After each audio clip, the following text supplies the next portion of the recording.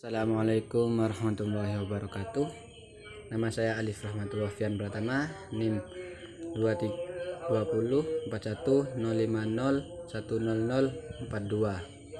Saya akan mengawarkan hasil rangkuman saya dari tanggapan video Dr. Abdul Wadud Nafis LC MEI, yang dimana berjudul tentang pengangguran. Apa sih itu pengangguran? Pengangguran dalam pengertiannya adalah orang yang masuk dalam angkatan kerja, yakni umur 15 sampai 64 tahun, yang dimana sedang mencari pekerjaan akan tetapi tidak mendapatkannya atau belum mendapatkannya.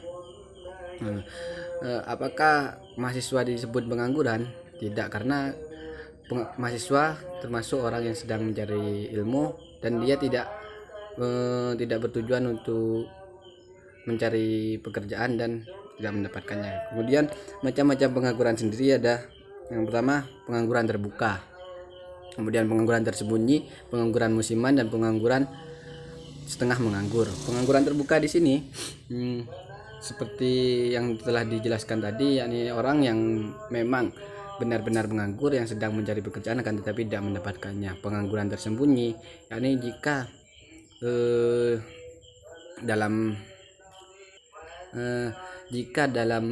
dia dalam mendapatkan pekerjaan akan tetapi separuh waktunya dia dilakukan untuk bekerja dan separuh waktunya lagi dia menganggur. Kemudian penganggur musiman, seperti halnya sektor ekonomi yang menyebabkan PHK para karyawannya yang bisa menyebabkan pengangguran. Kemudian pengangguran setengah menganggur. Selanjutnya adalah jenis-jenis pengangguran. Pengangguran friksional, pengangguran siklikal, dan pengangguran struktural, serta pengangguran teknologi. Dampak dari pengangguran di sini, yang pertama dapat menurunkan pendapatan per kapita dan pertumbuhan ekonomi suatu negara, meningkatkan biaya sosial, menurunkan aktivitas perekonomian, terjadinya kemiskinan, serta tindaknya maraknya kriminalitas karena banyaknya orang menganggur yang sulit mendapatkan pekerjaan. Kemudian menurunkan pendapatan suatu negara, produktivitas tenaga kerja yang menurun, serta SDM dari suatu negara tersebut kualitasnya akan menurun. Penyebab dari pengangguran di sini yakni pertama, tidak sebanding antara penawaran dengan permintaan pekerja, turunnya pengeluaran total dan output. Kemudian perubahan teknologi yang dimana SDM yang dimiliki kurang mumpuni untuk dalam bidang pekerjaan tersebut.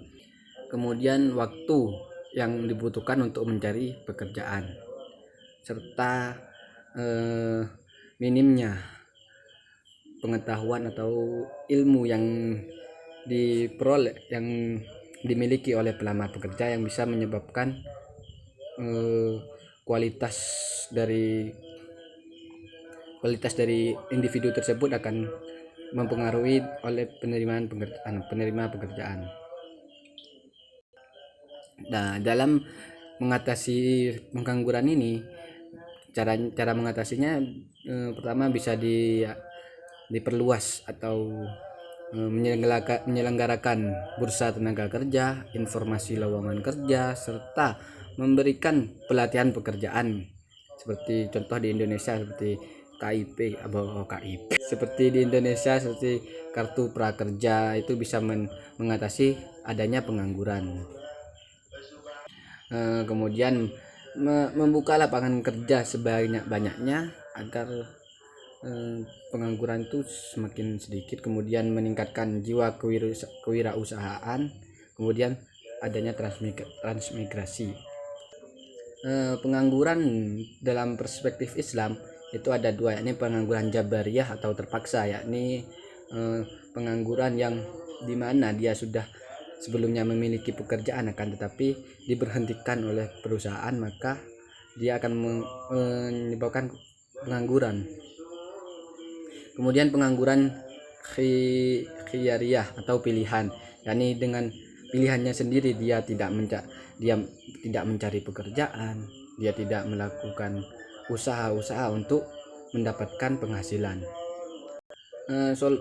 solusi sendiri dalam perspektif Islam dalam mengurangi pengangguran, yakni pertama mekanisme individu, yakni dari diri sendiri kita harus meningkatkan kualitas skill untuk bekerja, semisal di